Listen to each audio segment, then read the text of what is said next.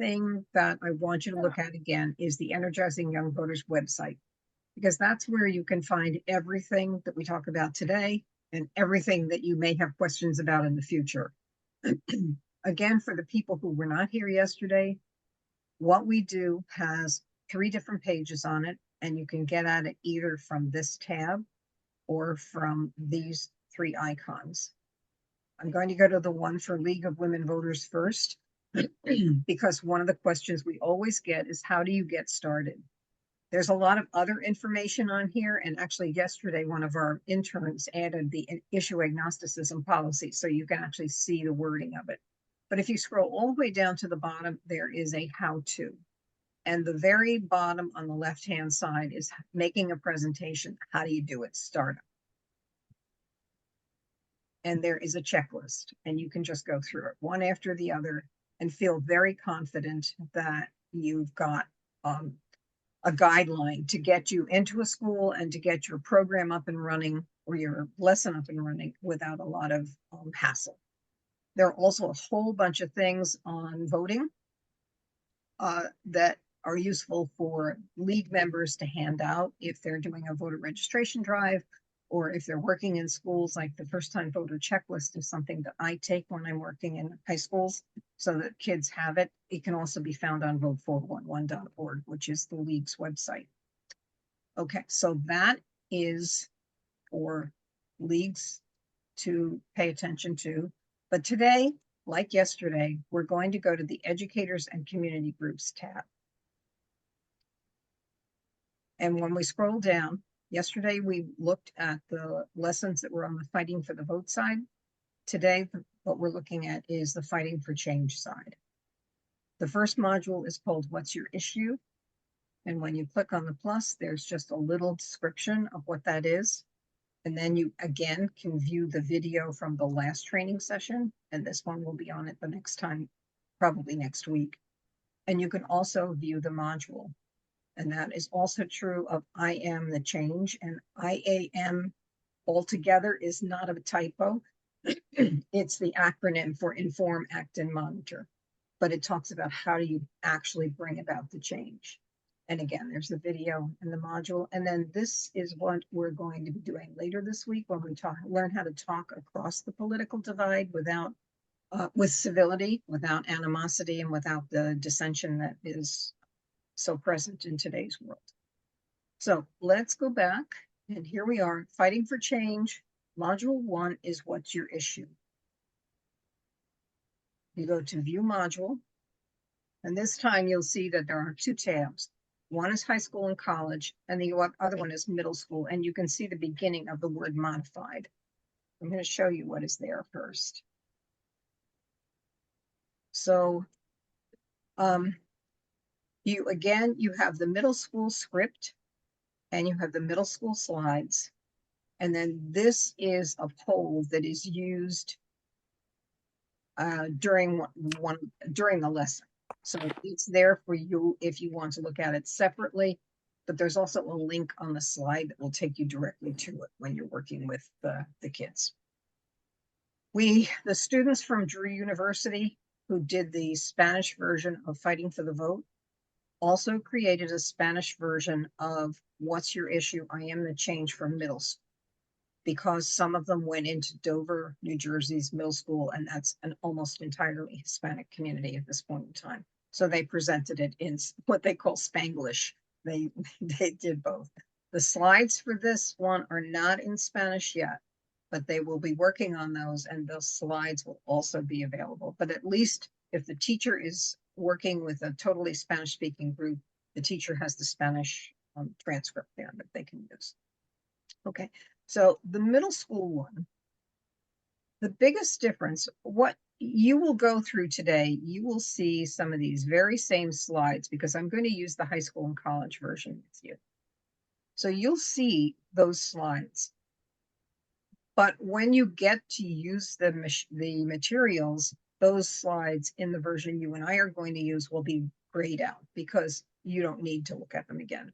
The biggest difference is when we get to the point where the kids are taking action, we've learned that middle school kids do not know how to write a letter. And communicating with your legislators either requires that, or it requires a formal email, which is very much like a letter, and they honestly don't know how to do it. It's not that, that they're dumb or anything. It's just that it's never been a part of they haven't needed it before. So we've decided that for them, we would walk through the process of writing a formal email so that they would at least have that experience and know the difference from what happens when they send it to a friend and when you're sending it to a legislator. Everything else in the lesson is also included in the high school version. But in the high school and college version, we don't have to teach them how to write a letter or formal email. Instead, we actually give them practice in either doing that or in writing a 3-minute speech that you might give in front of, like, when you're testifying or when you go to a board meeting or a municipal council meeting or something like that. So that's the major difference between the two. The middle school version is supposed to take about 45 minutes. When the kids taught it in Dover, they found that it took longer, and I'm not sure exactly why. But what I would suggest doing is, if you're going to use the middle school version, do a practice run yourself first and time it so that you can go back and you can change whatever, take out a slide or take out an activity that you think is less critical for those kids to have. So that's the discussion about the middle school version. So let me go back now to the web page, and we're going to look at the high school and the college version. All right, so this is the high school and college version. There are, again, slides, hidden intellectual property slides, because in this program, there are some video clips, and you can see down in slide 7, that's where the 4 video clips are, 2 of which relate to left-leaning issues and 2 of which relate to right-leaning issues. And we're going to show you all 4 of them. But in order to hear that, you need to click on 2 small boxes before you share your screen. One says make for audio. Let me tell you what it says. The exact words. One says share sound. That's the one that's most important. And the other one says optimize for video clip. So I need to check those 2 boxes before sharing the screen. And now when I play video clips, you will be able to hear the sound on it. Otherwise, remote people don't hear it. You would hear it as the presenter, but you wouldn't hear it in the classroom that you were presenting to. Okay, so these are directions that you can go back to if you need them. They also give you very clear directions on how to use the polls and the Jamboards. So familiarize yourself with those first if you're going to be using those things. But let's begin with this. All right, so one of the things that we're going to do is we're going to ask you to make some decisions. And the first decision we're going to ask you to make is, what kind of pizza do you prefer? Do you prefer plain cheese, or do you prefer it with some kind of topping? And I'm going to ask you to make sure that you've got your chat box open. Okay, on each one of the slides where there is something you want the participants to collaborate on. All right, there is a link in the chat. If you click on that, it should take you to that Google form that you just saw. So try clicking on that and then answer the questions that you see. So here's the what kind of pizza do you prefer? And the Google poll should have allowed you to make a choice of one or the other. When I'm teaching this in person in a classroom, what I ask the kids to do is to make their choice and then stand in this corner of the room if you like plain pizza, or stand in the other corner of the room if you like one with toppings. And if you can't make up your mind, then you stand in the middle of the room. And so once the kids move to those positions, then I ask 1 or 2 people in each position, why do you think that you like cheese pizza best? Why do you like toppings best? Why are you not decided? And I let maybe 5 or 6 people talk briefly, and then ask anybody if they want to change their position. And you'll see that most kids won't, but maybe one will. And then I let them do that. And we say, all right, so everybody has an opinion about what they'd like. Is there anything wrong with one person liking plain and one person liking toppings? And the answer is always no.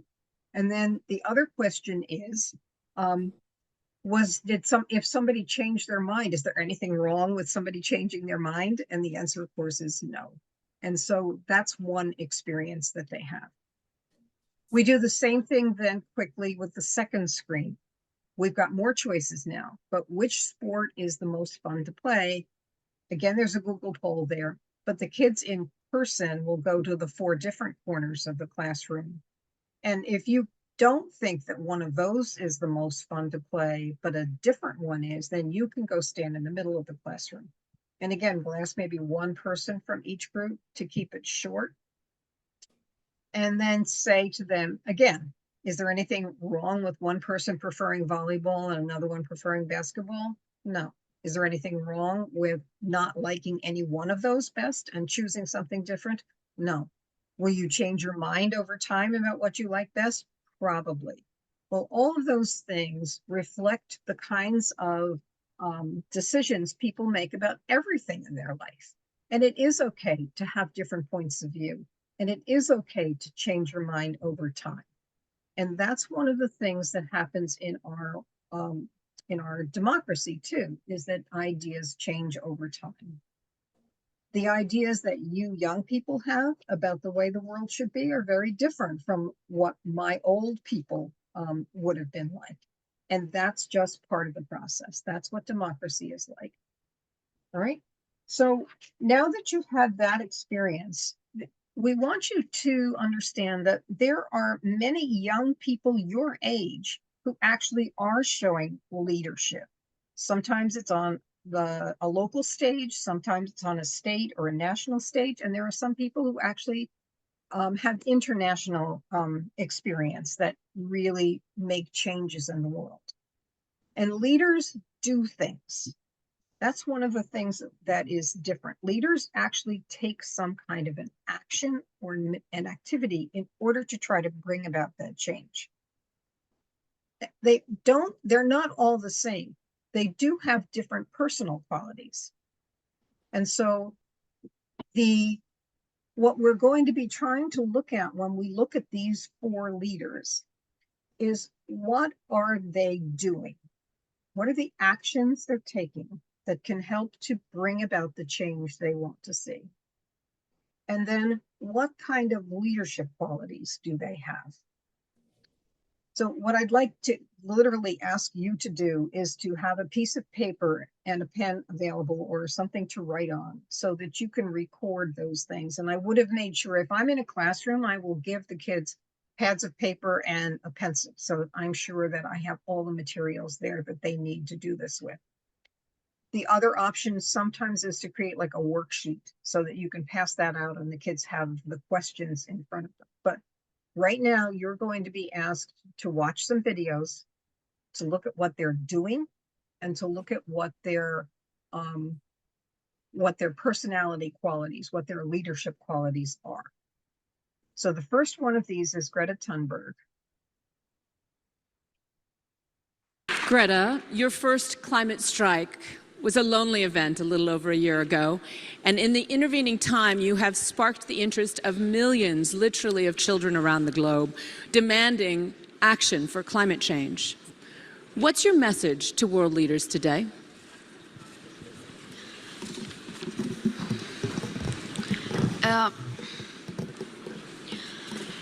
My message is that we'll be watching you.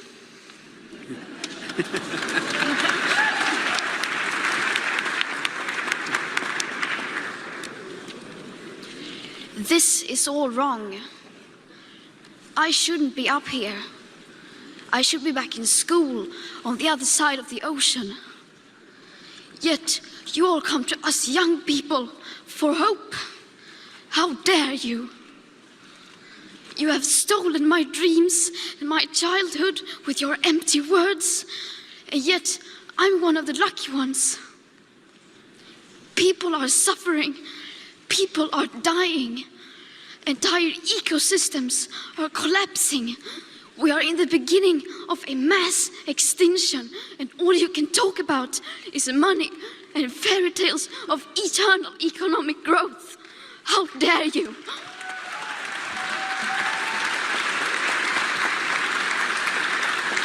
Okay, I'm going to ask you to, on your piece of paper, write down, what is she doing? What are some of the things that Greta is doing that show leadership? And then what are some of her personal qualities that you could tell from that video clip?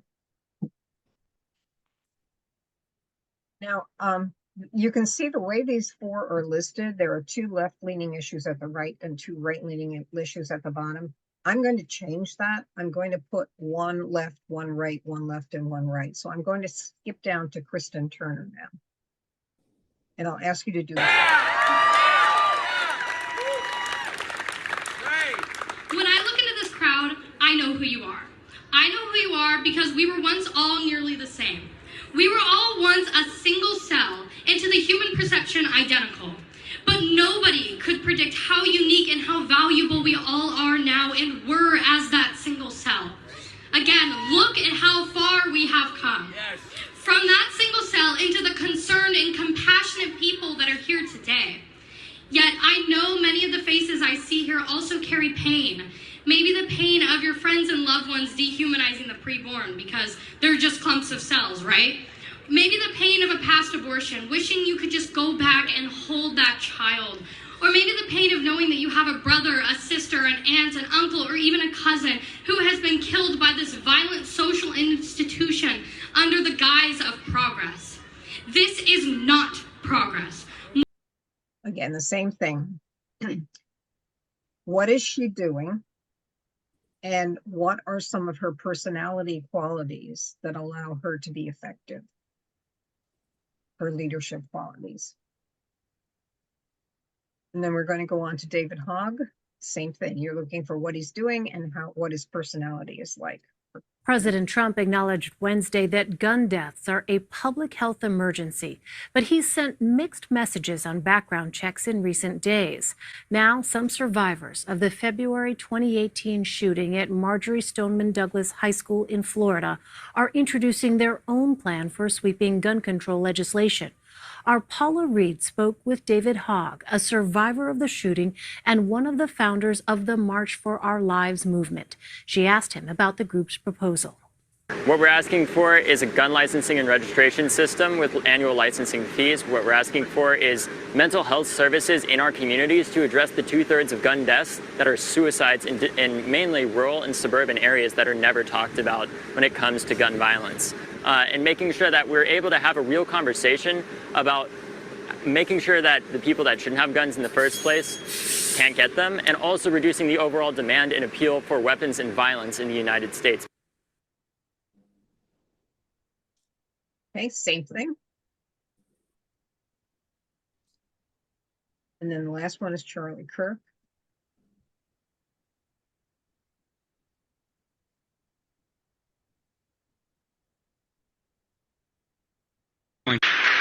No, because I've heard you, Charlie, and many others talk about the liberal bias in academia, and I'm really curious, like, what is really driving that? Are students just generally, as Hassan was referencing earlier, more progressive and it's harder for conservatives to get elected? Or are there some other drivers that we need to know about? There's nothing wrong with this, but people who are more liberal tend to go into academia. And I don't mean that as an insult or anything, it's just truth. Yeah. So you're right, so that's why academia ends up being more to the left. The commentary we make and the reform where we say we want intellectual diversity and more representation, when you have a country that is split about 40-40 and then 20 in the middle, and academia is 90-10, there's something wrong with that. Now, I'm all for free speech and all that. I'm not saying firing professors and all that, but I'm saying adding different perspectives, beliefs, and opinions endowing different professors, different schools that are getting blocked by administration, especially in these different schools of business and finance. You should have an equal representation where people hear both sides of the argument. That's all we're saying. Why won't the And then whether, if I'm working in a remote setting like this and there were a lot of people, I would I would set up breakout rooms and let people talk in groups of 5 or 6. But since that's what we are right now, we'll just be able to talk to one another on screen. If I'm in a classroom, I usually break the classroom into small groups and put them in different corners of the room so that everybody has a chance to share. What I'd like to do, and I ask the kids, each one of you, I would like you to share one observation that you made in the course of those 4 little films that you saw. So Ray, you're in the upper left of my screen. Would you be good enough to start? Yeah, can I move my square to another part of your screen? Next time you will be. You know what, truthfully, I thought that the first and last, Greta and Charlie, right, were more emotional than factual to some degree. I did not think they presented,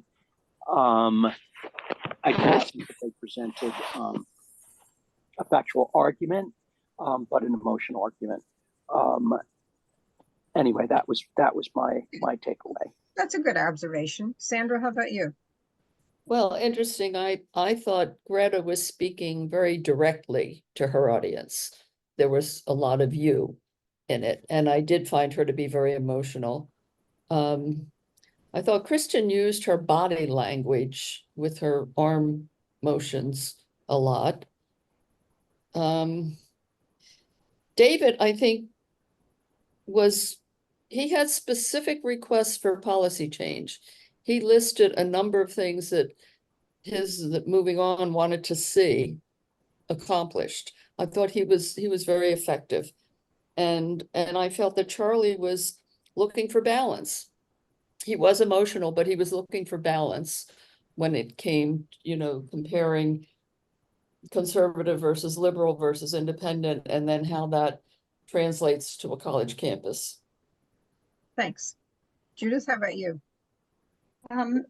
Well, I've done this in a classroom, and I will tell you that some of them didn't recognize Greta Thunberg. They didn't know who she was. And once they heard her speaking, they thought she was a bit dramatic. They were more, maybe it's just, I don't know, they were more critiquing, it like it was a performance. And I don't know that they, truly understood the, what am I going to say, that what they were trying to, what these speakers were trying to do. That's just from watching the, I think some of them were young high school students. I don't remember us, maybe in the middle school too. They found Greta very dramatic. They had probably some experience with Kristen and her stance, but you have to say that she does have passion for what she was speaking about. But a lot of hers were, I'm not going to say not factual, but they were kind of skewed. That's just from me as a science person. With David, with the gun control, I've just learned recently that they're changing it from gun control to gun safety. And they liked him. Most of the presentations that I saw in the classroom, they did like David, but also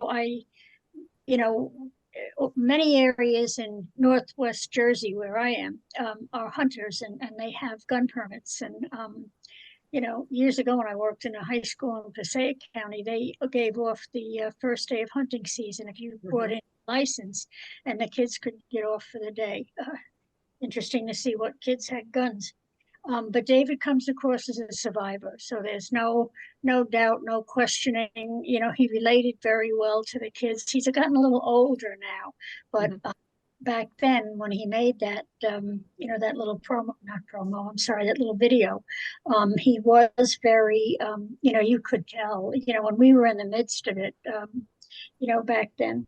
And Charlie Kirk, I think for some of them, they were a little bit off because these weren't college students. We were showing them these videos to. They were middle school and high school, and so they were a little bit detached from it. But I did, catch one thing in myself. Caught one thing in this where they were talking about the administration blocking the issues or blocking free speech, and that's what we're seeing a lot of now. But that's just I'm updating my how I see these things through their eyes as well as through my own, as well as I see what's happening. So good. Well, that was an interesting contribution because I don't think anybody else has taught this in a classroom. So to hear what the kids actually said to you was valuable. Beth, how about you? What did you? I think they were all like very invested in what they were saying, and that made them believable. It made them relatable. Like some of the issues that, say, I'm not particularly on board with, I would have listened to Kristen, even though I'm not really on board with that at all. But I would have listened to her. There was a presence, I think, that they all had that kind of stood out. And I think it's because they really believed in what they were saying. They're like personally invested in these issues. Thank you. So, and that comes across. Good observation too. Sarah Beth, how about you? You're muted. I was just impressed with what forceful direct speakers they all were. Lots of practice, of course, but they were incredibly effective. I did see the emotional content coming from Greta and from Kristen, and from Charlie Kirk as well. David Hogg seemed a little more factual and to the point, but I think emotion is important, and that I think Kristen used it very effectively, perhaps in lieu of different perspectives and points of view, but she really got at the jugular for that audience, certainly. And Greta, I know that I was a school psychologist. She's on the spectrum, and I think that's something that maybe seems a little bit off or something to middle school students. But nevertheless, I mean, man, she was telling the truth. Anyway, that is what you take away from her presentation of it. I love. And also, she's the youngest one of the group. I mean, it's impressive that she comes on the way she does at her age. Yeah. This is an aside, Sarah Beth, but one of the points that we make later on is that she is off the spectrum, and that somebody like that can be a leader. That they're, it is affirming to those kids who have challenges to know that there's somebody like them who's been up there and done that. Rita, how about you? What did you take away from? I have to kind of say pretty much the same thing as everyone. I was really struck by their dedication to their cause. And I think whatever emotion you felt they brought out was because of that dedication. And the other thing that struck me too was how they mostly specifically said, I want this, this, this, this, and this. They let the people know what they were looking for and expecting. Thank you. Deborah? Yeah. I found them all to be very impressive as well.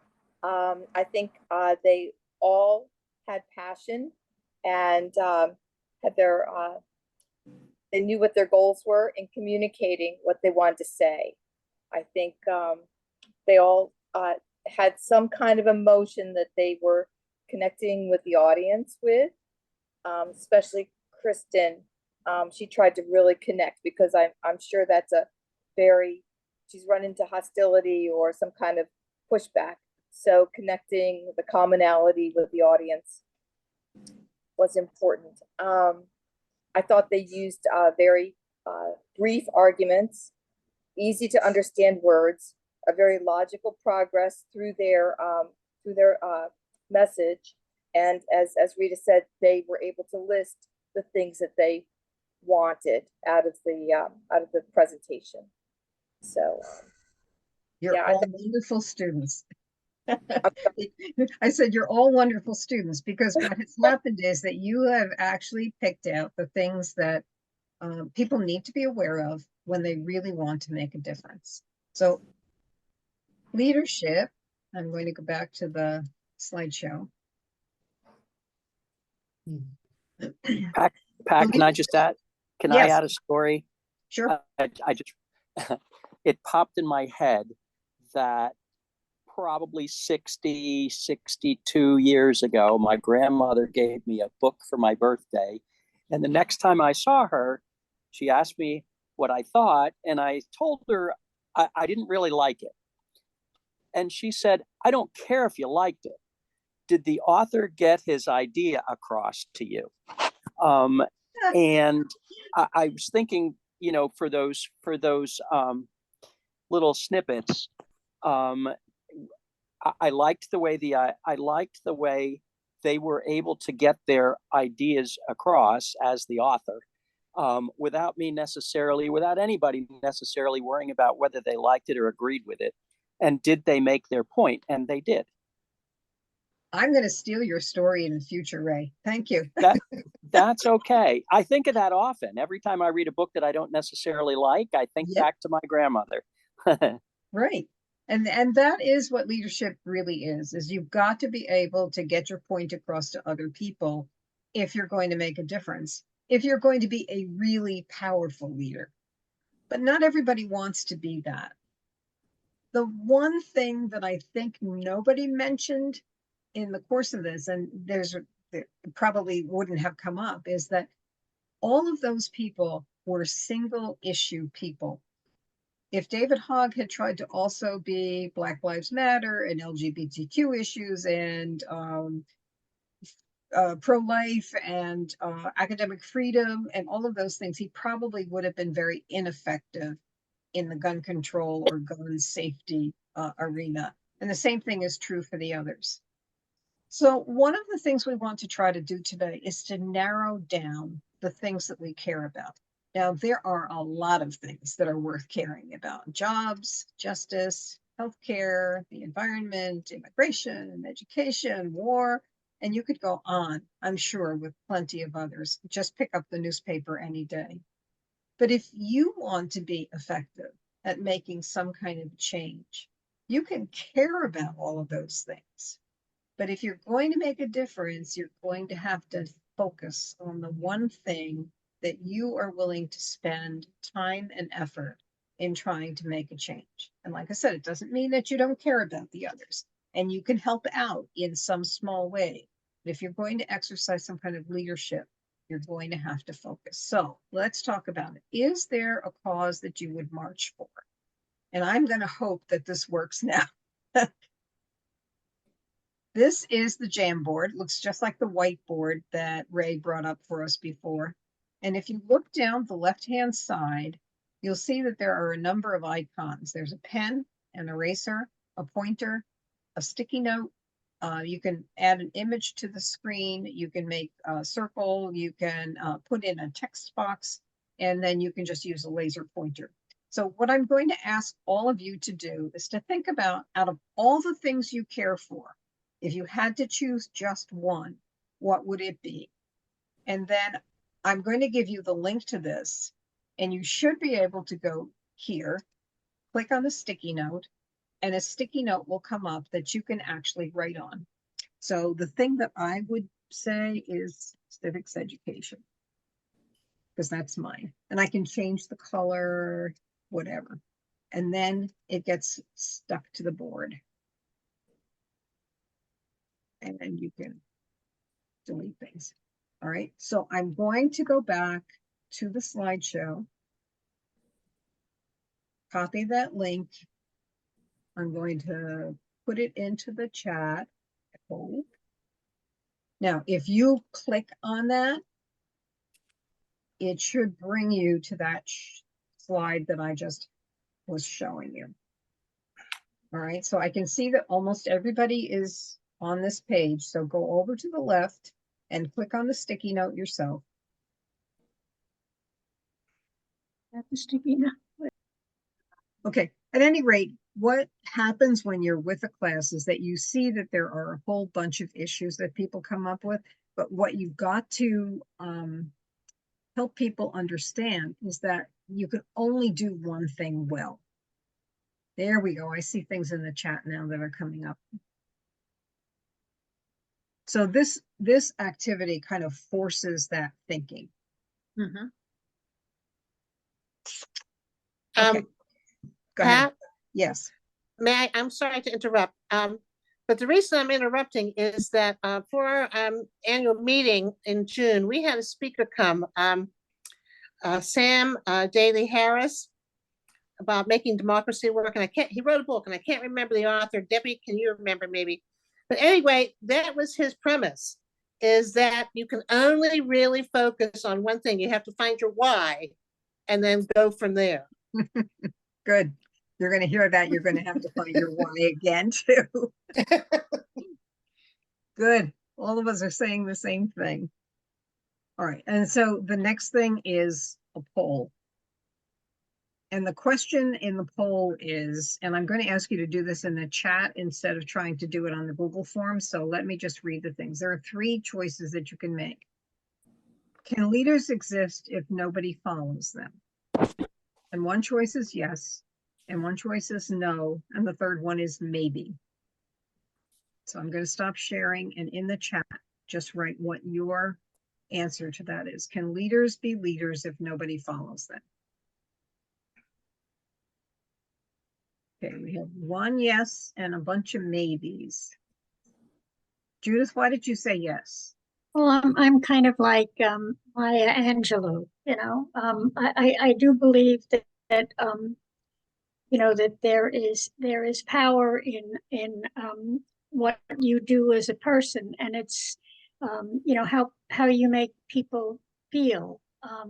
And I think whether you see your issue in front or they see it in front, at some point what you have done as an example will make people look back to that and think that that's probably the way you do it. Me, I'm an experiential learner. Don't ask me to memorize. Don't ask me to do any of that.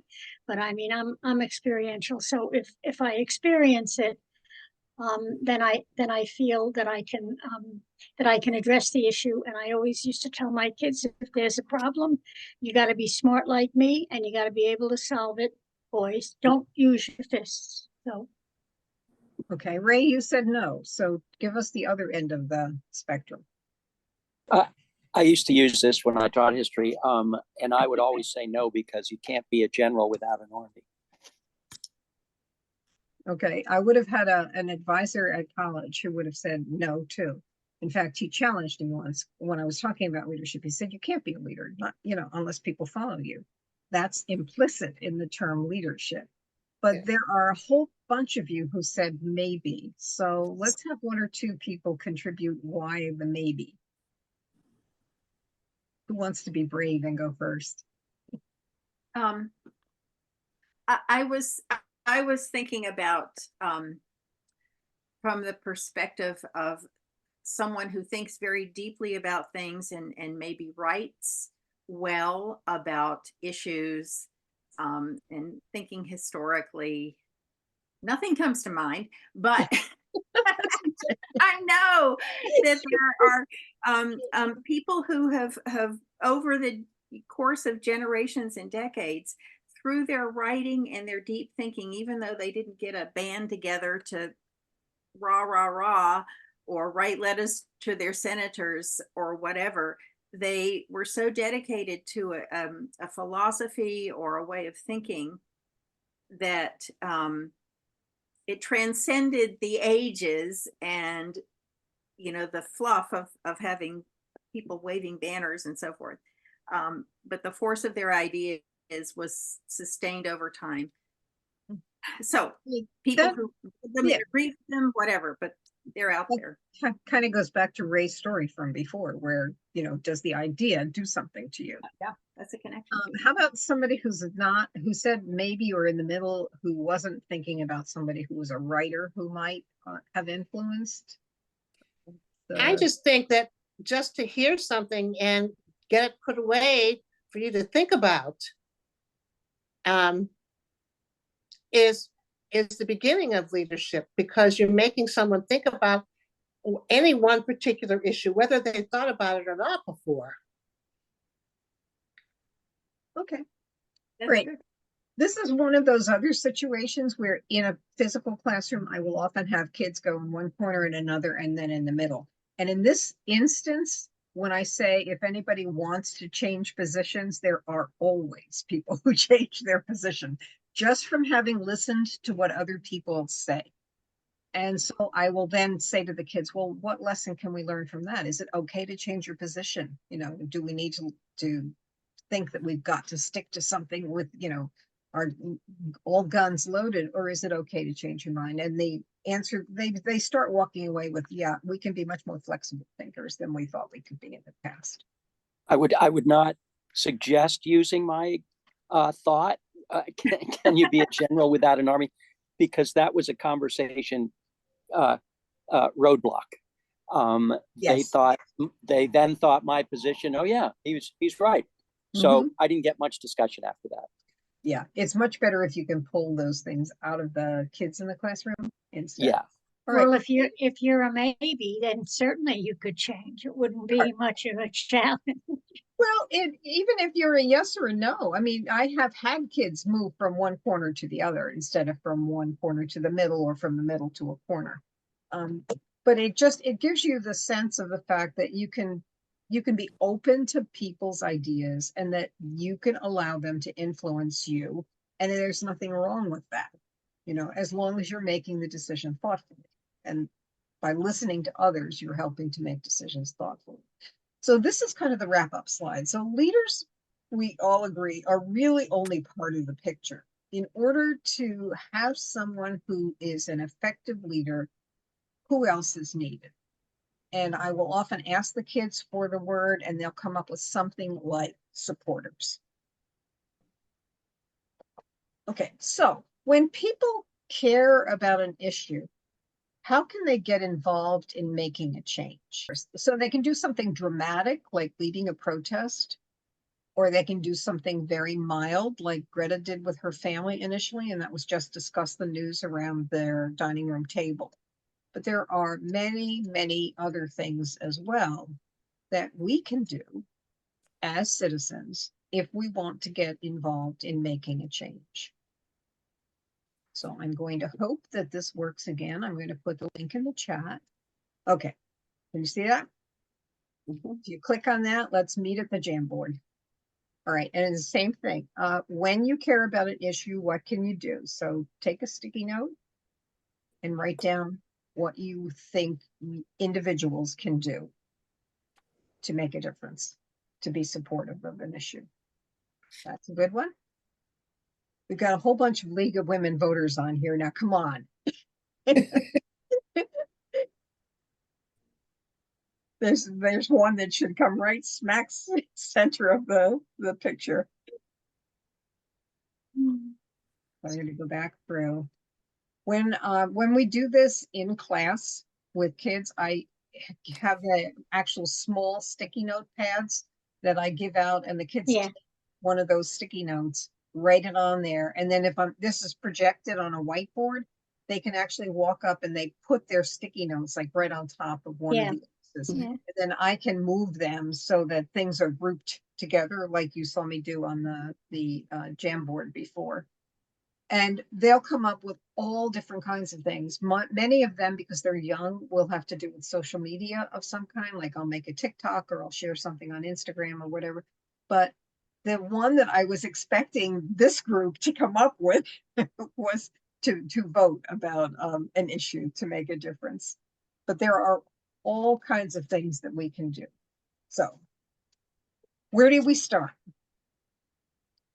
Well, one of the things that we need to understand is that there are different levels of government where different issues are addressed. And sometimes an issue is addressed at every single level. So if we talk about the environment, for example, the national government can get us involved in accords that connect internationally, like the climate accord. On a state level, actions can be taken, like laws can be passed. Here in New Jersey, we had the law passed where plastic bags can no longer be used in businesses. On the county level, we have commissioners who make decisions based on like are we going to have a new county park? And if so, then how are we going to make the park be as an environmentally friendly as possible? Or if it's a county college, how are we going to make sure that the things stay neat? So we're going to put in both recycling containers and trash containers and make them attractive so that the kids will actually use them. But also on a municipal level, there are towns that will make laws or school districts that will make laws. School districts around here, for example, made the change from using plastic straws to using paper straws in the cafeteria in an effort to cut down on plastic waste.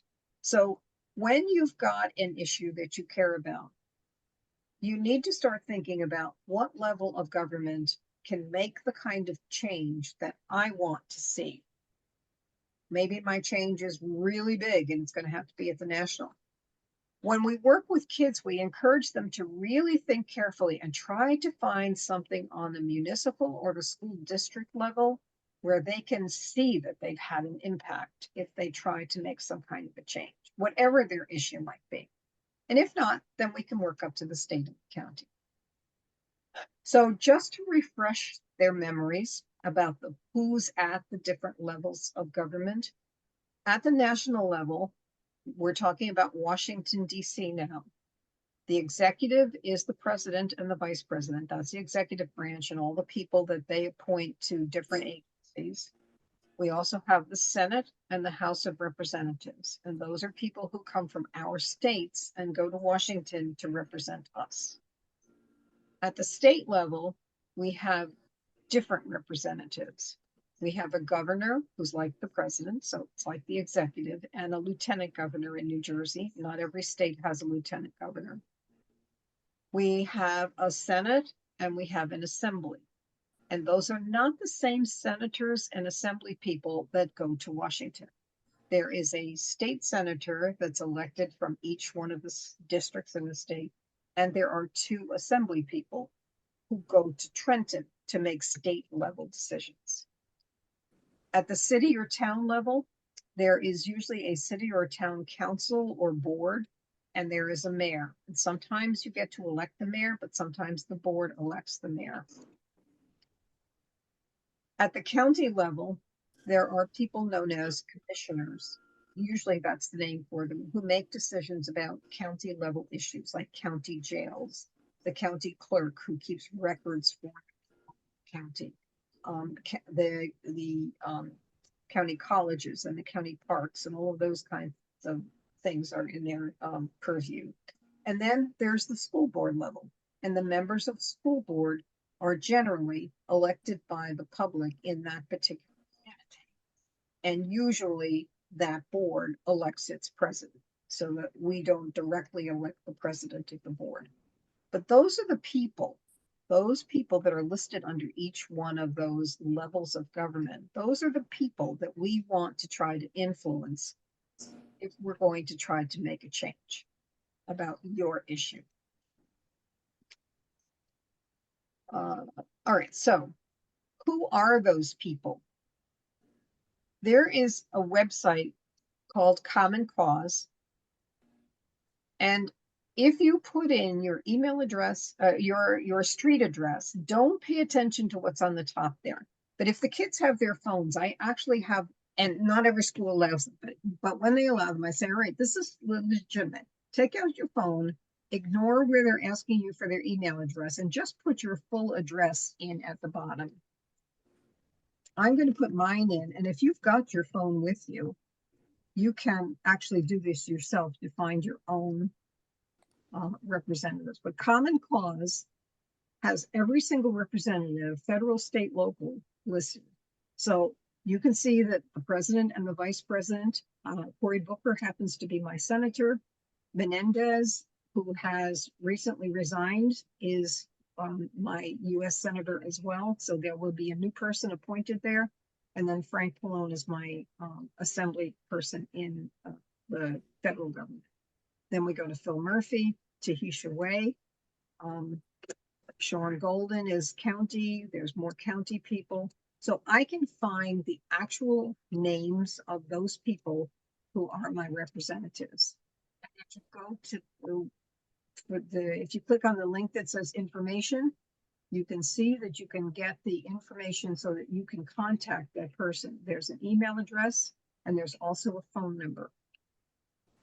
So once you've decided what your issue is and what level of government you're going to have to address to work on your issue, then you can find out who the actual person is by going to commoncause.com. You can also find out how your representatives have voted. And that can be important if you want somebody to help you with a bill that you are trying to get passed. Let's say, I'm going to use an example that the kids in Energizing Young Voters did. They said, you know, great, kids should be civically engaged, but we can't because we don't have the time to do it. Or if only kids with, you know, who live in advantaged situations can do it because they can do something on the weekends or they can, you know, get time off during the summer to do it or whatever. If I'm a kid who has to work or has to take care of my siblings because my parents are working, I can't get involved in civic activities. So the kids said, all right, we want to have a bill passed or into law that will allow us to have a day of excused absence each year so we can do some kind of civic work. And they did some research. They found that in Virginia, a similar law had been passed, and they got to work on finding people whose positions in the past they thought would support that. So they first thought, well, okay, people who are on education committees on these things are probably going to be the one. So you can go to govtrack.us. I'm going to put my address in again. And I'm going to use Cory Booker. I'm going to show his legislative profile. And if you slide down, you can see where he stands in terms of the issues and what he has co-sponsored. If you click on any one of those links, you're going to see who he's worked with.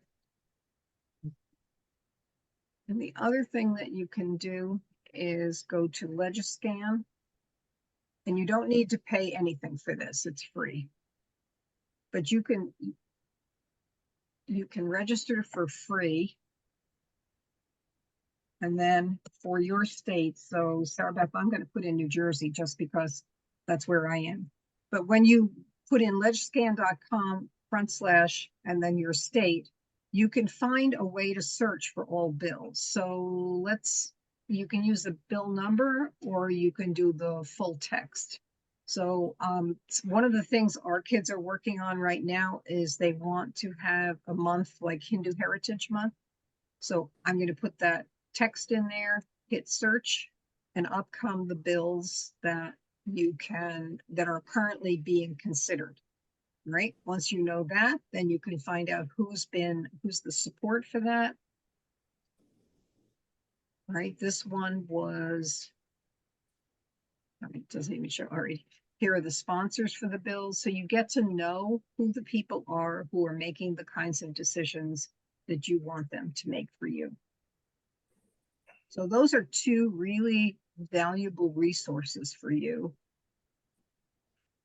The govtrack.us and legiscan.com / whatever your state is. Hey, Pat. Yes. Sorry to interrupt. I've also been to nj.gov to watch you can look at the schedule for all the different committees, and I've spent some time watching the education committee. And I watched for a whole day because it turned out to be for most of the day when for the freedom to read legislation. And it was fascinating. I mean, it was a beautiful day, and I spent the whole day watching the procedure. That's great, and you can do that. You can also go in person, and you can sit and listen to them debate in at the actual state legislature. And I don't know, Ray, if you were on when they did. One of our young ambassadors was testifying that day. His name was Hoyne Lee, and he just blew people away. He looked like he looked kind of like Andy Kim, you know, who was picking up the garbage after the January 6th thing. He stood in those halls with all the confidence in the world, telling the world why he felt that law shouldn't, or that bill shouldn't be passed. So it was impressive. But those are some of the resources that you can use when you're trying to work on your particular issue. There is another website that I found that I am really intrigued by. It's called A Starting Point, and it allows you to hear opinions on both sides of an issue. And the reason that I think that's important for kids to know is because if they're going to be working on an issue, they also have to anticipate what the pushback is going to be. So they need to understand what the other side of the question is. And by going to A Starting Point, you can begin to get a sense of that. And once you know some of the people that are making a stand on a particular issue, you can find out more about their point of view, as well as begin to do some research on your own to follow up on what you've learned from those people. At your local level, because remember we said we try to encourage kids to work on something local because they're much more likely to see and to have an impact. So what's an example of that? Well, in my town, there were the high school is on one side of a very busy road, and the parking lot for the high school is on the other side of this busy road. And there are crossing guards and there are stripes, but there was still an accident and a kid got hit by a car going from one side to the other. So the students in the school petitioned first the school board, and they could only do a certain amount there. And the school board said, well, go talk to the town, go to the municipality and see if you can get them to make a change. So they did. They learned how to make a 3-minute presentation to the town council. And what they asked for was very specific. They wanted not just a crossing guard and the stripes, but they wanted flashing lights that would go on anytime somebody began to walk across that stripe thing. They also, in addition, asked for a speed bump at that spot. So not just the crosswalk, but the speed bump. And they got both of them. So they could— They got a speed bump? Yep, they got a speed bump at both ends of the high school, the street where the high school is, and where the building area is. So and it's a big speed bump. Let me tell you, you don't go over there fast without losing the bottom of your car. So people learn very quickly to slow down, and then those flashing lights go on when people are ready to cross. So they saw that there was, they could really influence things, make a difference. So how do you do this? How do you find out about these things? Well, if you want to go to the city or the town council, each one of them has a website, as does the Board of Education. And when I'm working in schools, what I try to do before I go in, if I'm in person, the town, like the last one that I went to was Asbury Park. So what I did was to load Asbury Park's website on the link so that people would see, okay, this is their website and this is all the information you can find. You know who all of your members are, you know the commissions, you can get the city calendar so you know when there are board meetings, so they can see it actually happening. So they can find out from the website a lot of information about who's there to be influenced and when can they go, how do they make their point. And the same thing is true with Board of Education. Every one of them has a website. You can see all of the information that's available to them, and the calendar, which will tell them usually when board meetings are, so they know that they can go to the board meeting and where it is. All right, so that's if you are using this particular thing. You can take the slideshow, copy it, and then you can change the links so that it reflects the district that you're going into. Then we say to the kids, you can actually go to those public meetings. You can express your position in that public session, because there is a part of every meeting that is set aside for the public to give input to the members of the elected body. They probably won't answer whatever you say, but they will listen to you. And they will take what you say under advisement. So don't expect to get an answer that day, but make sure that you can say specifically what you wanted to say. Remember what all of you said about like the kids that were, those young people who were leaders, how clear they were about what they wanted to see. That's what you need to do. You need to be ready to do. Pat, can I just say something?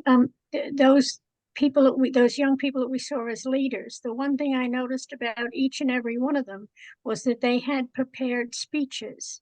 You know, those were things that they did over and over again. So they were well prepared with their information as well as facts, as well as research. And I think that's very important. That's the key. But they also need somebody to help them move their agenda or their cause.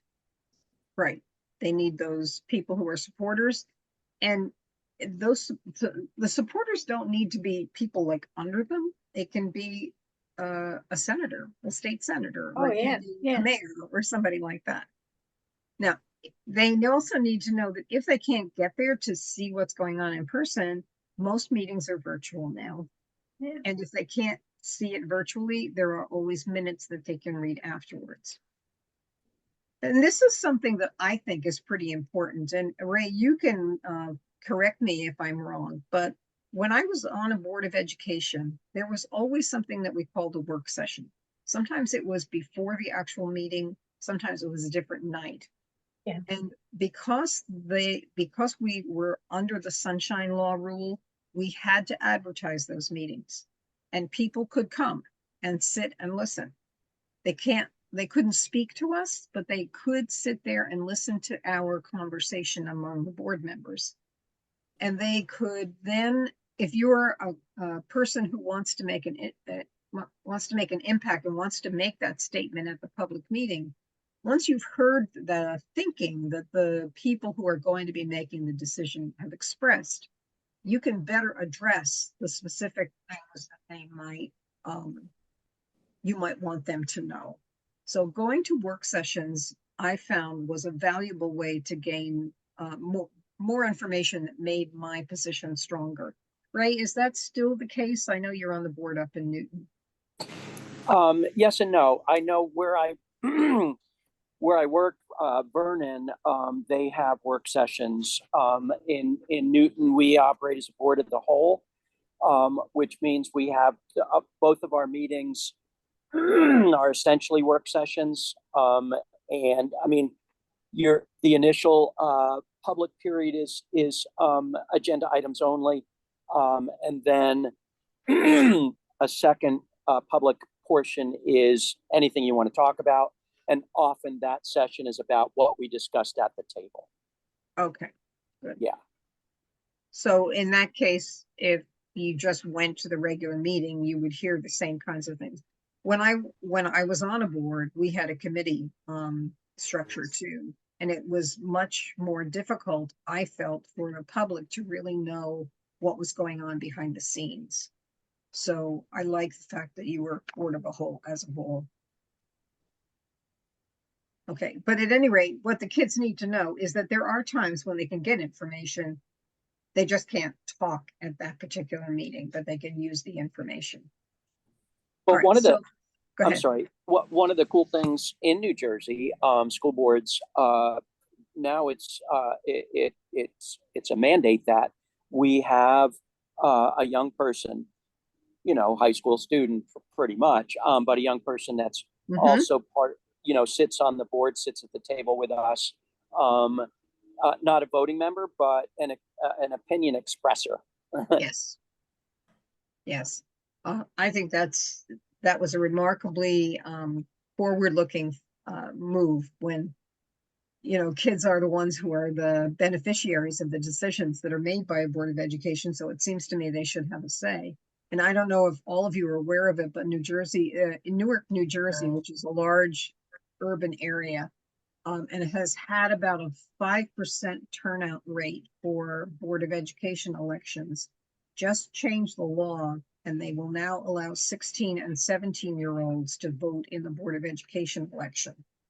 So that is going to be a remarkable, it's really going to be interesting to watch and see. As long as the kids recognize that they have that kind of ability and have the skills in order to make good voting decisions, I can see that could have a very positive impact on the education that kids in Newark are getting. But we'll see. There's now a movement afoot to make Vote New Jersey 16. There's a bill that was just proposed. There's an Assembly bill and a Senate bill. So they're companion bills to have all municipalities in the state of New Jersey allow 16 and 17-year-olds to vote in their Board of Education elections. So we'll see what happens to it. But at any rate, to begin to wrap up this idea of having an issue and knowing that there are different places that you can go to be an influencer to try to make a change in what is going to happen in the future is important. But it's still up to you to know what you are ready to do. Most people fall somewhere in between being a really strong leader, no matter what level you're talking about, and someone who is more comfortable supporting a leader. It doesn't matter where you are. It just matters that you're doing something to try to bring about the change that you want to see in your own world. Both leaders and supporters are needed. And you decide on your own level of engagement. Think back to those young leaders in the video clips, and we talked about this. How effective would Greta have been if she tried to address all of the issues that were expressed, or any of the other young people who were there? And then there's another piece that's important for these kids to know. Young people today tend to be pretty dark about the future because they don't think that their government is being responsive to them, and they don't think that they have any real voice in what's going to happen. That can wind up creating a mental health crisis for some. But there are young people who are also really wonderful role models who've recognized in their own lives that the pressure was getting to them and they needed to step back. So if you as a young person are really involved in some kind of an issue and you begin to feel as if you're getting depressed about it, step back and get help. That's what Naomi Osaka did. She was a tennis player who stood up for Black Lives Matter, got a lot of very, very negative press as a result of it, and she just needed to back away. She stopped giving press conferences until she got herself together again. And now she's back and doing fine. Simone Biles, if you've been watching the Olympics, you have seen her amazing comeback.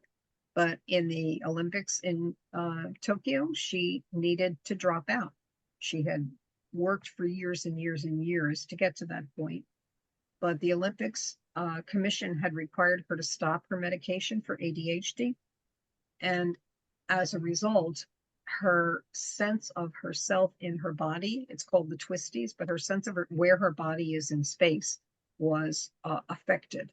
And so it was not physically safe for her to do the routines that she was accustomed to doing. So rather than hurt herself, she was willing to step out and step back and say, I'll do it the next time. And so she has. All right, so what's your issue? I hope that you have been able to find it, that you know what you really want to make a change in, and that you have a way to start, even if you think it's really small, even if it's just among your family and your friends, or just in your school or just in your community, because even small changes have a positive impact on the future, and the rewards for all of us are great. You can make a difference. The one that builds on that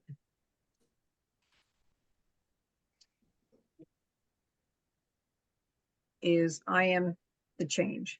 And now this is the actual practical, this is how we do it. So I showed you the middle school version before.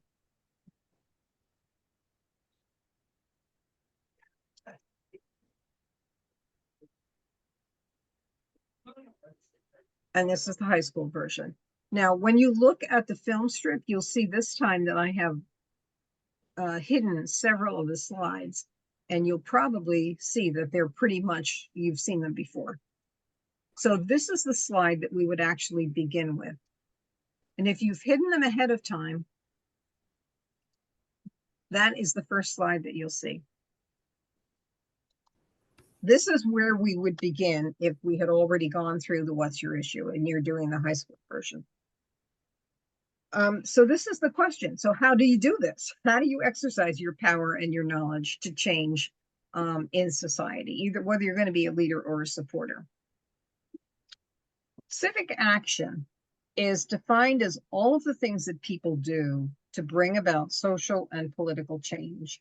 And that can mean anything from doing a registration drive or voting yourself, through much more dramatic actions like doing in a march or taking part in civil disobedience or something like that. Civic action is a process, and you'll learn how the process works, and it requires a plan, and you'll learn how to make one. And we have an acronym, IAM, the change, and we've obviously read it as I am the change.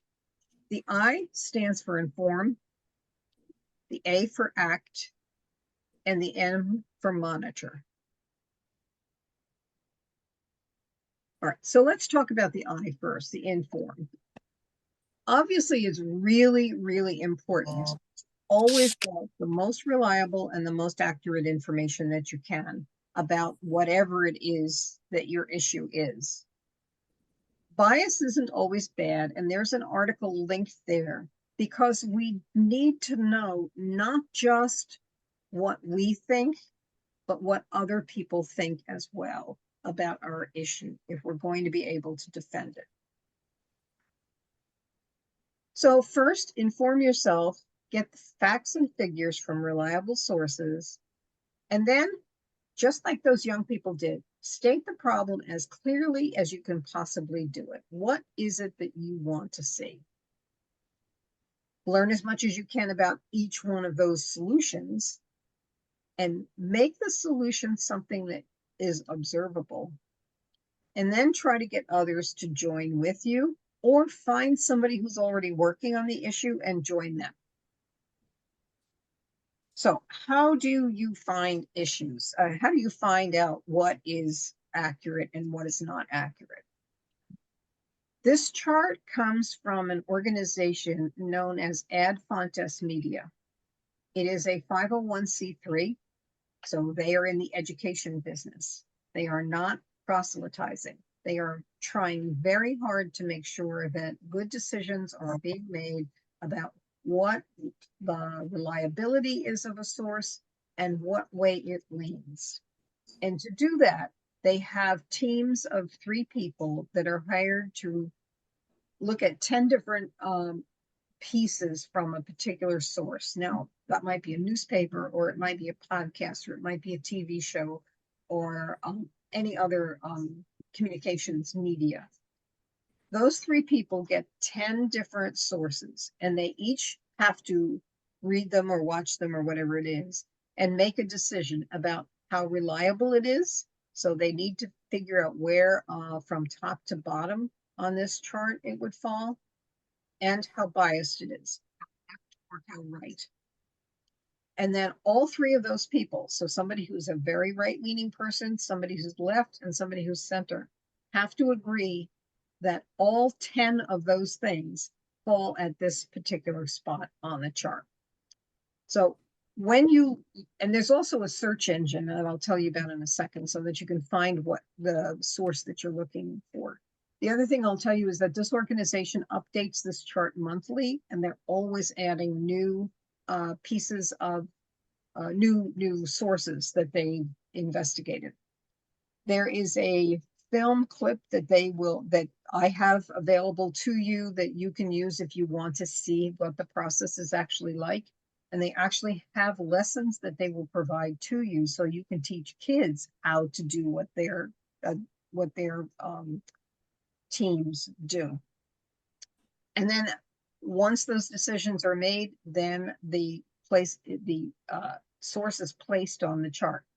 That placement could change next month if 10 articles or whatever come out with a different lead, for example, or a different level of reliability. So it's a really, there's an app, you can have it on your phone, you can use it for whatever you're looking at, but from top to bottom, at the top is what is just typically straight fact reporting, no opinion at all. And as you move down, you have some mixed analysis.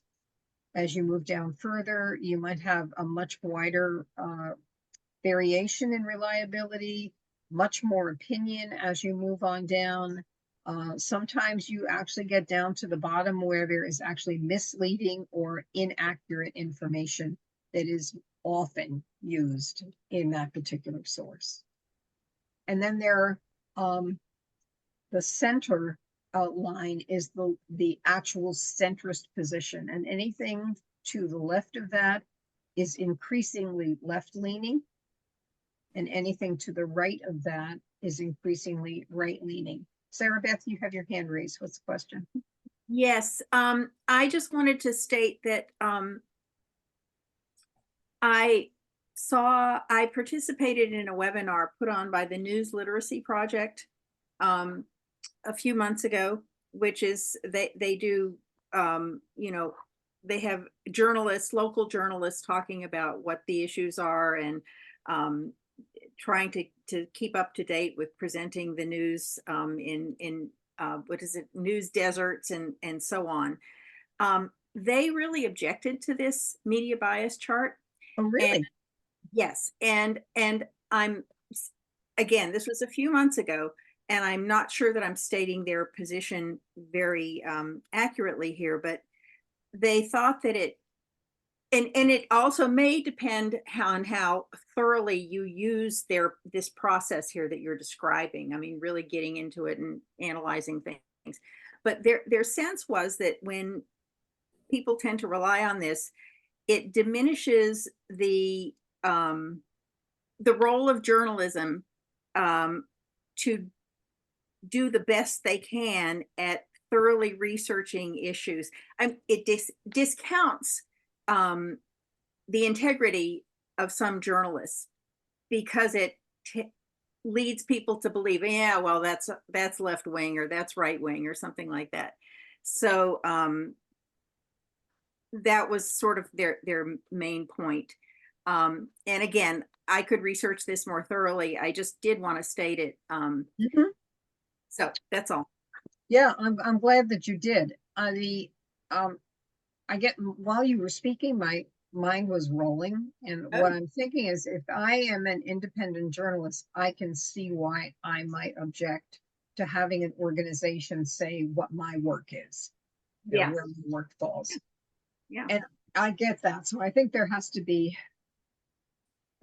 recognized. Right, and it's, you know, there's a notion that it's undermining the neutrality of the typical, you know, independent day-to-day journalist. But, yeah. And there really is a lack, or lack's not the word that I'm looking for. There is a real concern about the fact that local journalism is disappearing. Yes. That, huge. You know, it's important League of Women Voter issue. Yes. Yeah. So I think that's really a good point. What I don't think it negates what this particular bias chart does, or what any bias chart does, as long as it's done as scrupulously as this particular one does.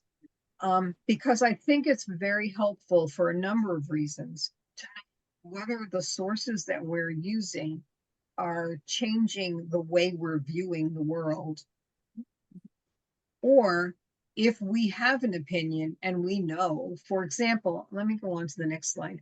On this slide, every day in my inbox, I get the Dispatch, which is down here, which is a right-leaning blog, and I get Reuters summary of the news.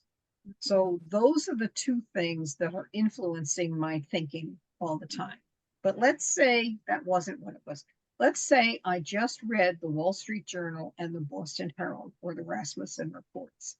It would really be helpful for me to know that I'm looking at things through a right-leaning lens, and that I probably, in order to make good judgments, need to know what people on the other side are saying. And when we talk with the kids about trying to make their position clear, they need to know what people on both sides of the issue are saying about this so that they can make the case for what it is that they're trying to get past or trying to get across. We also encourage them not to, I'm going to go back one, not to discount the things that are down here, because these sources are sometimes all that other people hear or watch. And so if you're going to make a point, even if you are using the most reliable sources to make your point, if you know what's being said down here, you'll be prepared, better prepared, if somebody comes at you with an argument that you think is not a valid argument. If you don't know ahead of time, it can blow you out of the water if you're not anticipating. So we really encourage the kids to use this chart, not just to say this is good and this is bad, but instead to say, all right, where can I get information that is going to help me make my case? And then where can I get information that's going to help me rebut any arguments that might come my way? And I'm not saying that one is better than the other, but I was pleased when I saw this and I went to this and I went, oh, good. I'm looking at one that's slightly left leaning and one that's just slightly right leaning, so I guess I'm getting a pretty good balanced view of what happens in the world each day. And I would recommend to you, if you have not looked at those two, if you can, they're both apps. The Dispatch is free and so is the AP Reuters. And it can sometimes help to balance things in your mind if you are, like my husband is one who goes down rabbit holes when he starts looking at what Apple News puts in his feed each day. And I'll say to him, what's the source? What's the source? What's the source? And bring him back to this. So it can be helpful just in life in general. And when kids are writing papers for something other than doing this for themselves, they know that they can find some reliable sources for the work that they're doing. Those are the two QR codes. If you want to, you can take a snapshot of them and you can get it for yourself. If not, this is on the slideshow that's on the website and you know where you can go to get back to it. Okay, now we are not going to have enough time to do a really deep dive on this, but I want to show you what we do if we've got extra time that we can work with a class for more than one period. This is a Jamboard that starts a conversation. So we ask kids in the classroom for themselves to take that issue from the first lesson and say, all right, frame it as, what's the problem that you don't like about today's world? What would you like to see different? So for me, the problem was that kids don't understand how government works and they don't know why it's important to vote. They think their country's failing them and that they have no power to change. So that's the problem. So my solution is that schools should teach civics. So we give kids a chance to do that, to do just that much of it. And what I'd like to ask you to do is to do just that much of it on the issue that you chose in the first part of the lesson. So what is the problem and what's the solution that you'd like to see? And try to keep the solution to only a few words if you can. It should be something you can actually see. So you can see whether or not schools are teaching civics, for example. Okay, and then we try to help you, people clarify what that really means to them. So if you look at your short statement about what the solution is and think about it in relationship to what I've put up here, I took each one of the words individually and then I went down to the why. The question, who was it that said before the question of why? You know, why bother? Why should I even care that schools should teach civics? And my why that I'm going to keep in mind the whole time I'm working on this is because as citizens, we need to know how to be engaged in the democracy, voting and taking actions that will make the world change the way we think it should be. All right, so to do this, if I'm looking at this and I'm talking about schools, I need to be more specific. What level am I talking about? Elementary, middle, high school? Well, it turns out that in New Jersey, we've just had a law that requires civics in middle schools passed. So I'm probably not going to worry about that. But I really worry about the fact that when I go into high schools, kids don't, even when they're seniors, they're not really ready to vote. They have all kinds of anxiety about it. If many of them have anxiety about it, and we're trying to get that changed, and they don't really understand how the process works to get a bill passed, for example. So my preference would be to have it some kind of a change in high school. And I've had people say to me, okay, well, it should be senior year. And I say, I don't know, because there are an awful lot of kids who, by the time they get to be seniors, they're not in history courses anymore. And in New Jersey, they're not required to have a course in their senior year that's a social studies course, which means that we have to look down like to junior year and sophomore year when there is a requirement. I am always concerned about kids who are dropouts because those are kids also who need to learn how to use the democratic process. So the age of 16 in New Jersey is the dropout age. So I would personally like to see something in high school in sophomore year. So that's where the word schools is going to change for me. All right, the word should implies that there's some kind of a law about it. Who's going to make the schools do that? Well, our Department of Education can mandate courses and they can create state standards that have to be met for graduation. So it might be that we need to not approach the New Jersey legislature, but rather approach the Department of Education. So that's something I need to keep in mind. And then when you talk about teaching, how are you going to do it? Should it be part of a course or should it be a standalone course? What are the advantages and disadvantages of each? And then when you talk about civics, what kind of content and what kind of skills do the kids need to have? And to my way of thinking, it has to be knowledge of how government works. So I think what I'd like you to see is that I tried to break down each word so that I have a better sense in my own head of what I actually mean when I say schools should teach civics. Now I could change that and say, in high schools, a civics course in sophomore year would include instruction in voting and in civic engagement, and I could go on from there. So what I'd like you to do is to take your very short statement and try to clarify it for yourself in your own mind so that when you go before somebody to ask them to make a change, you have a very clear picture for yourself of what that change is going to be. I'm not quite sure. Are we doing this in order to teach kids or for ourselves? For yourself right now, for yourself. Okay, so all right. that you have I figured that, yeah. I'm going to give you about another minute, and then I'm going to ask if you will share your statement with us. Okay.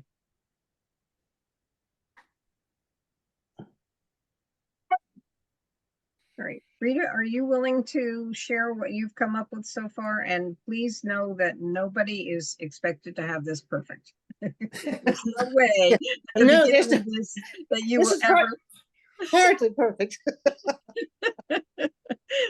So, let me just preface real quick and say mine came from the fact that I have twin grandsons who have cerebral palsy.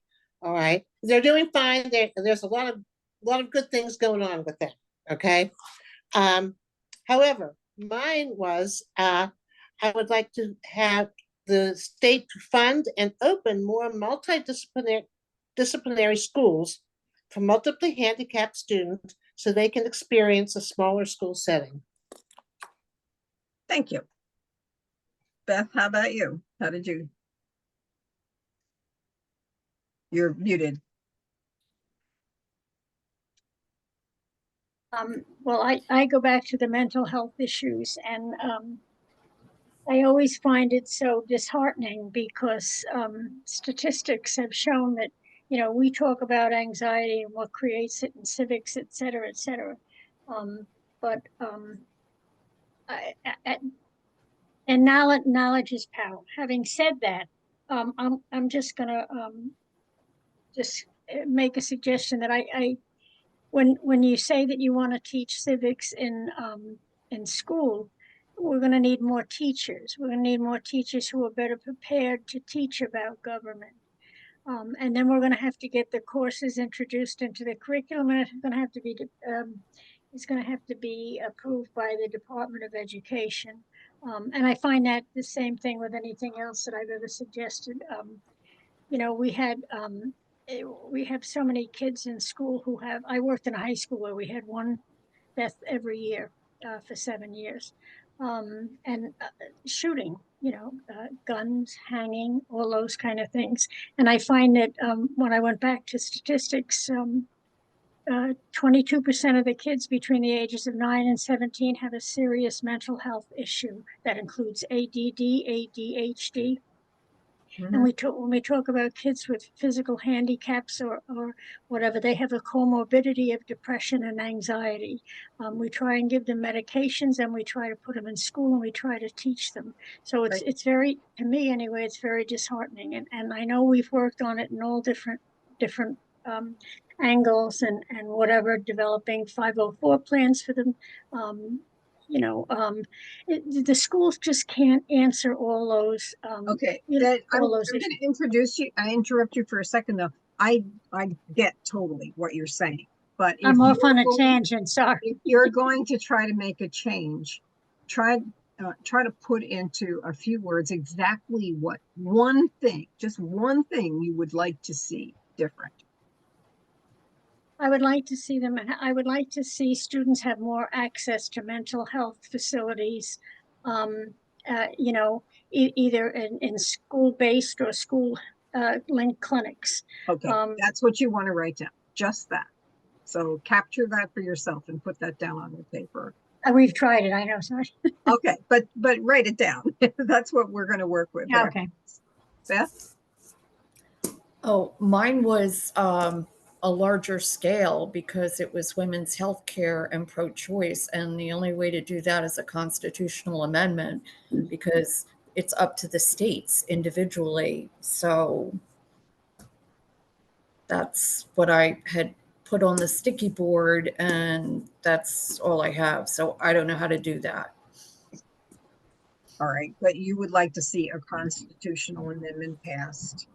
Right, to guarantee women's right to choose for their health care. Okay, try to narrow that, try to capture that on a piece of paper. Sarah Beth, how about you? Well, mine was the same issue, and I didn't land. I mean, I didn't think about the constitutional amendment. That mine was more to convince state legislatures to make reproductive rights safe and available and legal, and the best way to do that would be to vote. Okay, Ray, how about you? Actually, it's funny because an email popped up from the New Jersey School Board's delegate assembly, and so that's coming up, and school boards can put their issue out there. And I'm on the legislative committee, so we sort of screen what might work, what might not work, what's appropriate, what's not. And I'm going to push for a little bit more.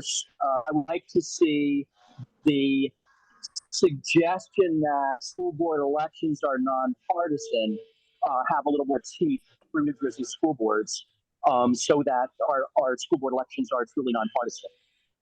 Good. I know that I've seen. I know that at this or that this or that party has offered monetary support for folks that are running for school boards on particular with particular agendas, and I think um, the the teeth rather in that school boards are nonpartisan has to be policed.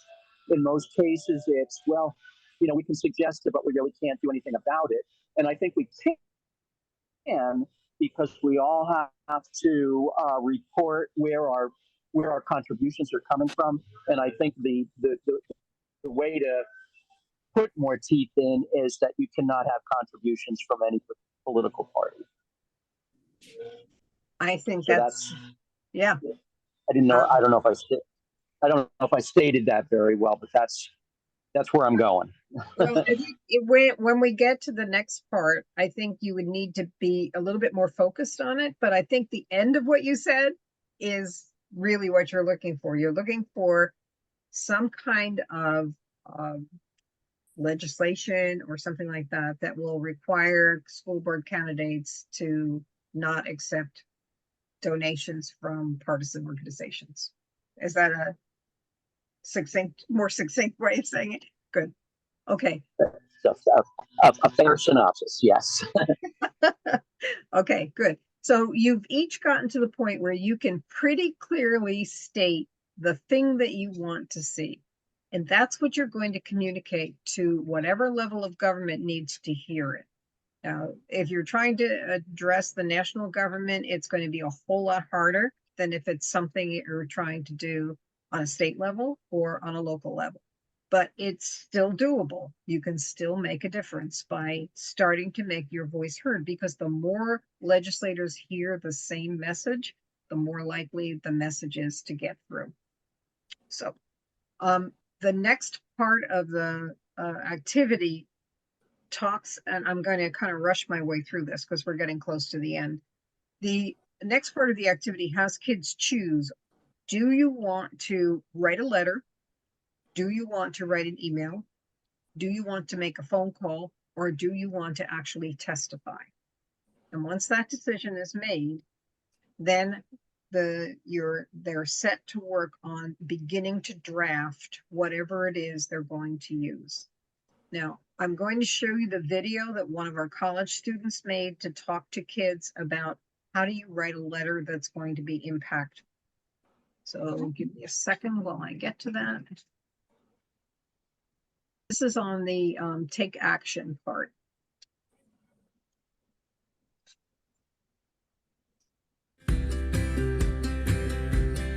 Hey guys, my name's Justin. I'm here with St. Edward's University telling you a little bit about contacting your elected representatives. The first thing you need to do is find out who your representatives are. To do that, there's a lot of great websites online, like the one at Common Cause, where you can type in your address or even just your zip code, and they'll tell you all your representatives in the government, whether that be the president all the way down to your local railroad commissioner. After that, you need to figure out who to contact based on your issue. For instance, you wouldn't contact a state representative about immigration policy because that's a federal issue. They can't really do much about that. So you just need to do a little poking around online to figure out where your issue falls on the spectrum, if it's federal, state, or local. After that, you need to decide on the method of communication. Usually the best ones to do are phone calls and letters. A phone call shows that you're interested. If you call in, you might even be given to a full-time staffer that handles the issue, and you could have an informed conversation with them about it. And a letter shows that you took the time to sit down and physically write out your problems, and it's more likely to get you on the office's radar as a concerned citizen. Also, that letter will be photocopied and attached to whatever management database they use for their constituent contacts. They'll attach that photocopied letter to your entry.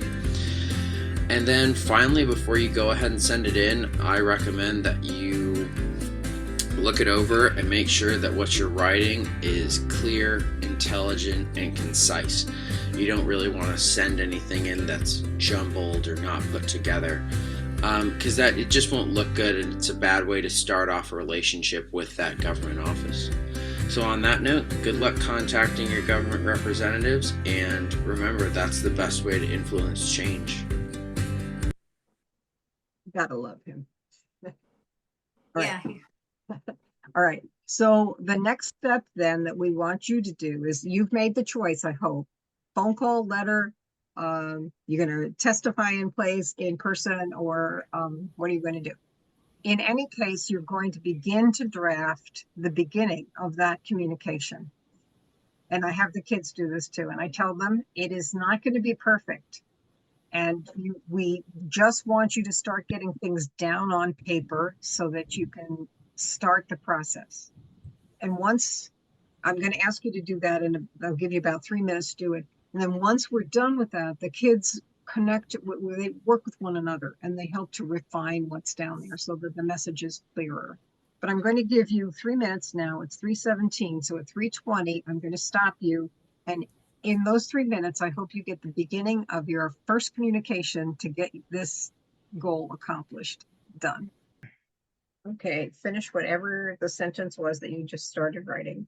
Okay, so I hope that you've got at least several sentences written down. And what we ask the kids to do now, we pair them up and we say, all right, you read your statement to your partner. And your partner has to first tell you one thing that they really like about what you said. So is there somebody who's willing to read their statement so we can tell you what we really like about it? I'll go. All right. Thank you, Rita. Dear State Department of Education, having grandsons who are multiply handicapped, I'm concerned about their continuing education in the public schools. There are very few alternative schools in central New Jersey that address these issues. Okay, that's all about what she said. That she included. Sorry. She identified the reason that she's interested. Okay, and it's a personal story.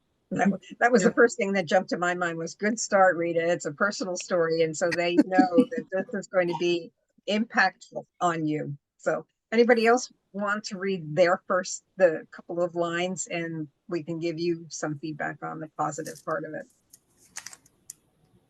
No? Okay, the next thing that we would do in the partners, so the whole class isn't hearing this when we do it. Remember that. It's just two people working together. So they each tell each other something positive. And then you say, all right, when you give somebody suggestions, the suggestions are not criticisms. What you want to do is to help somebody make what they're saying even more powerful. So make a suggestion that's going to help that person improve what they wrote even more than what it is right now. And then we ask the same thing. So I'm going to make Rita the guinea pig, and I think her start was spectacular. I think if you can compress it, make it shorter than 2 or 3 sentences, and just still make it your family story, that's going to get you more bang for the buck. Because if you can bullet something, if you give a legislator, they don't want to read a whole lot. So you want to make it short and sweet and to the point. So that's my suggestion for you. And then you would have the kids switch roles so that they all get the ability to hear and be heard for what they're going to say.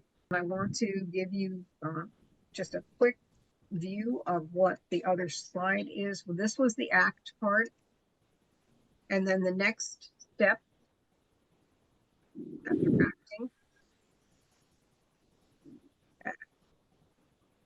is the communication, which you've done. And then there's a whole section on what happens? This you can leave out if you run short on time. But I do want to show you this quick thing because this is up for grabs. If you know a school district that might be interested in using this asynchronous version of IAM the Change, which was built on what you've just read, we can arrange that.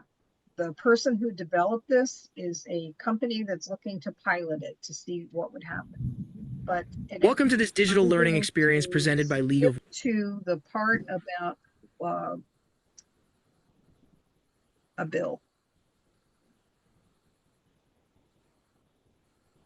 Remember, legislators work for you and other constituents in your district. Since you are their constituent and they want to be reelected, they will fight for popular issues important to voters. Let them know what you want. One way to create change is to ask them to sponsor a bill and work to have it become law.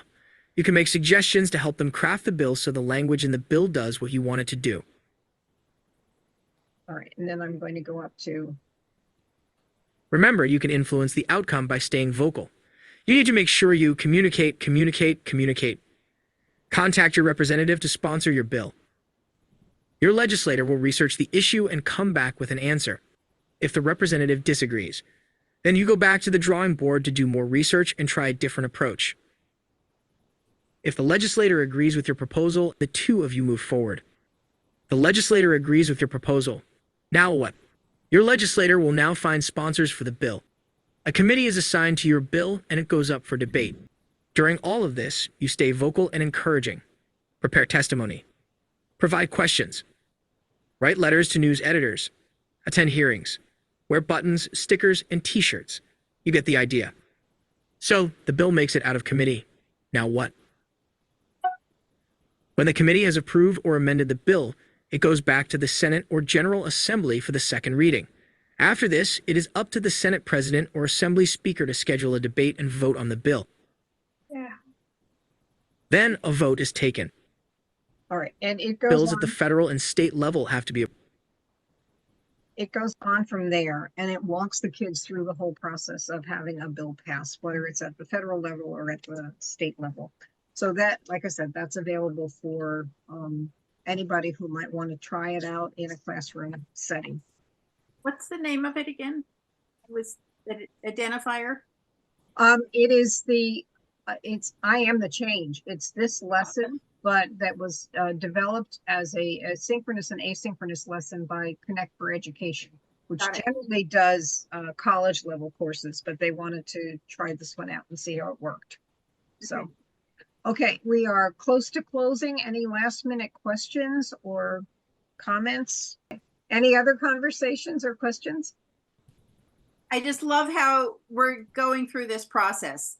And you're making us think, and you're inspiring us to make our kids think. So it's good. Okay. And you can really do it. You know, yes. That's the nice thing. Reach out with any questions that you may have. Okay. Thank you. Thank you. Thank you.